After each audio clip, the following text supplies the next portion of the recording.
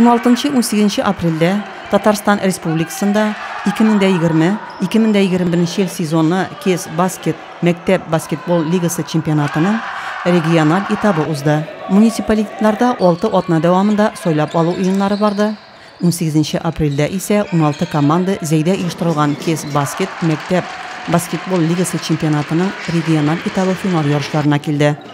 Pandemiya şartlarında şekleu şaraları bile yarışlar neşik uzlaşağı soңғы mezgillerге kadar anlaşılmay turdu.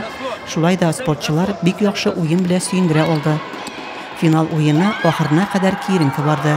Yigitler hem kızlar komandalarına jеңil berilmedi. Yarışlarını yabı tantanasında jеңүүчеләр KES Basket Mektep Basketbol Ligası Çempionatının İdil Buye Federal Okrugu finalına yollama aldı. Şunысы iktibarga layık Zeyne Yigitler komandası prizli 3. orunda.